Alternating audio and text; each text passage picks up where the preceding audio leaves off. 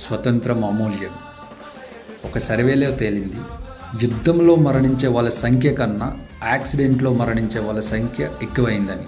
గుర్తుపెట్టుకో, నీకేమైనా అయితే నీ ఫ్యామిలీకి సాయం చేయడానికి కూడా ఎవ్వరూ రారు. అటువంటి పరిస్థితుల్లో మన కుటుంబం ఇబ్బందులు పడకుండా బీమా అన్నది ఉపయోగపడుతుంది.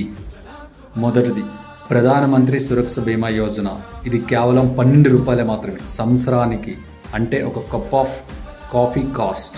ఈ బీమా మన సింగపురం గ్రామంలో ఒక 50 కుటుంబాలకి నా వంతుగా సాయం చేద్దామని అనుకుంటున్నాను.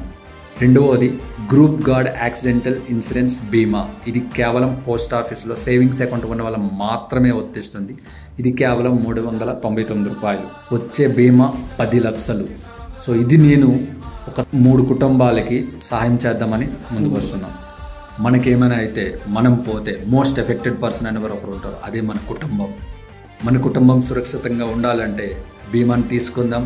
ఈ పైన కంటెంట్ మీకు నచ్చినట్లయితే అలాను ఇది మీకు ఉపయోగపడుతుంది, మన అనుకునే వాళ్ళకి ఉపయోగపడుతుంది అంటే ఈ వీడియోని వాళ్ళకి షేర్ చేయండి. వాళ్ళు నాకు కాంటాక్ట్ అయితే నేను బీమా తీసుకుంటాను, మాటిస్తున్నాను. లైఫ్ లాంగ్ 50 కుటుంబాలకి ఫస్ట్ బీమా అండ్ 3 కుటుంబాలకి సెకండ్ బీమాని తీసుకుంటాను. Thank you.